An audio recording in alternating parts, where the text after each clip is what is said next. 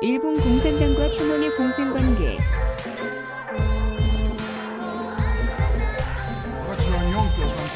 Subae. Ficatoris.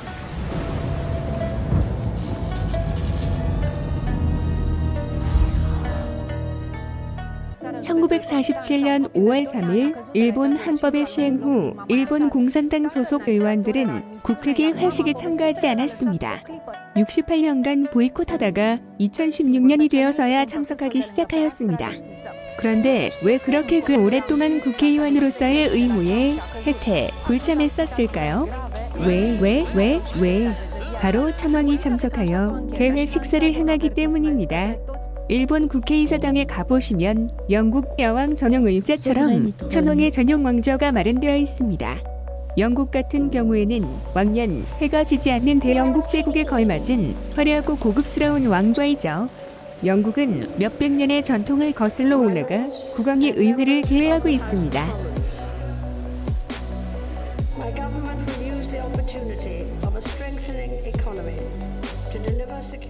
이를 따라서 전쟁 전 일본 메이지 헌법 제1장 제7조에서 천황은 제국의회를 소집할 수 있으며 그 개회, 폐회, 정회 및 중의원의 해산을 명한다라고 기재되어 있었고 일본 의회 개회는 헌법상 일본 천황의 국가 행위였습니다.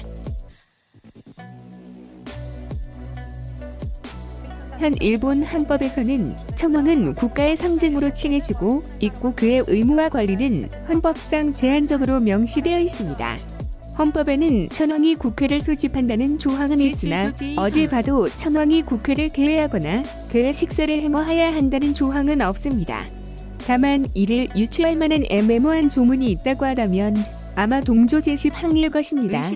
그러나 과거 메이지 헌법에서는 천황의 의회 개회에 관한 조항이 구체적으로 명시되어 있었으나 패전 후 이 메이지 헌법이 실질적으로 무효화되고 새로 제정된 1947년 평화헌법에서는 동 관련 문장이 삭제되어 있다는 것을 가만 그 헌법 정신의 한 축인 메이지 천황 정권의 제한 목적을 고려한다면 천황이 국회 개회 식사를 행하는 것은 초헌법적인 활권 행위라고 볼 수 있습니다.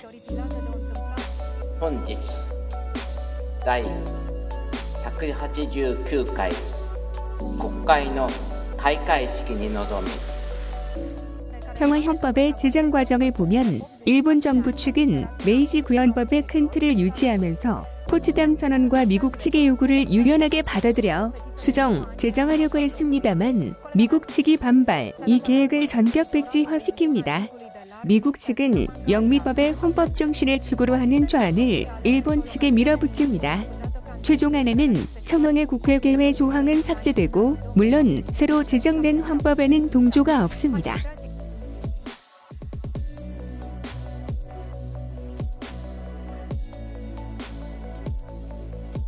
평화헌법의 조문 작성 과정은 1945년 가을부터 회전국과 연합국의 서로 눈치를 보면서 처음에는 천천히 내순이 진행되었습니다.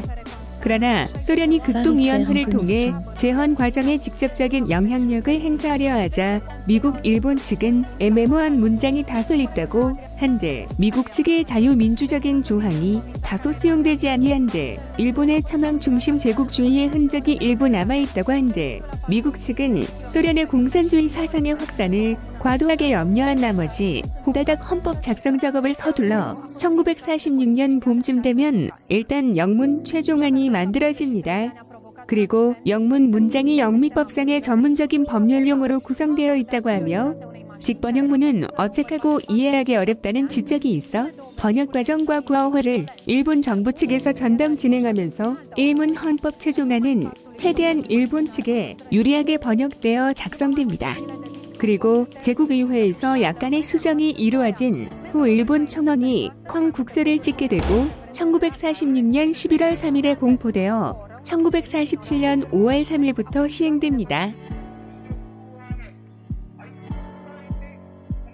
이러한 우여곡절한 절차를 거쳐 1947년 5월 20일 일본 국회는 제1회 개회식을 진행하게 됩니다.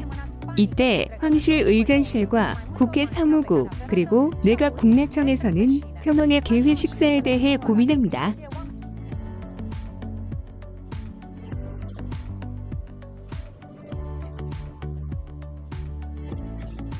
패전 후 태평양 전쟁의 전범자로서 천황의 사형을 요구하는 목소리가 공산권을 포함한 일부 연합국 측에서 나오기 시작했고, 일본 정부 측은 천황제를 유지하기 위하여 되도록이면 쇼합 천황과 일본군 세력을 이분화시키는 PR 스핀 공작에 들어갑니다. 일본 정부 측이 원하는 스토리는 쇼합 천황은 단지 퍼펫이었고 도조 히데키 육군대장 및 고노의 호미마로 공작 등의 정치 및 군 세력이 전범 실권자이었다는 것이 있었습니다. 쇼합 천황은 정치에 관여하지 않았고 오히려 전쟁의 확대를 막으려고 노력했고, 대일본 제국의 무조건 항복도 쇼합 천황의 주도 아래 집행되었다는 것입니다. 이런 쇼를 유지하기 위해 쇼합 천황이 전쟁에 직접 관여했다는 것을 보여주는 문서 등의 증거물은 서둘러 소각되었고, 국회의사당에 있던 천황의 유물들도 메가더 장군이 방일하기 전 급히 철거되었다고 합니다.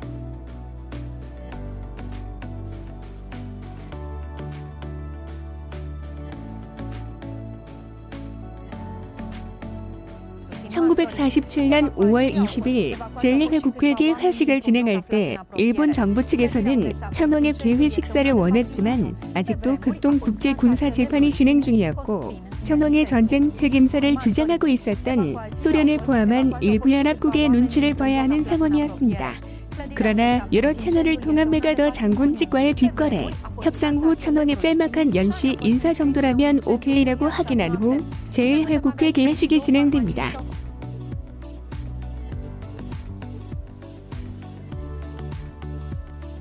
여기서 천황제 폐지를 주장해왔던 일본 공산당 소속 의원들은 천황 권위를 강조하는 의식에 반대하며 개회식을 보이콧하게 됩니다.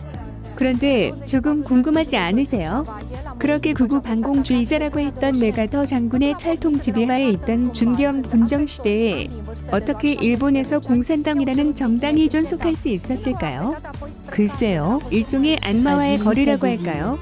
미국, 일본 측은 자본주의의 천황제의 유지를 원했고, 소련 및 중국 등의 공산당 세력은 천황제의 폐지를 원했습니다.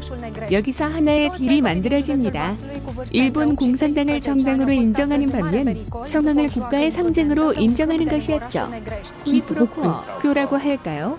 그러니까 천황은 공산당 덕에들을 이을 수 있었고, 공산당도 천황의 은혜를 입어 군소정당이기는 하지만 정당의 치를 피하고 지금까지 존속할 수 있었던 것입니다.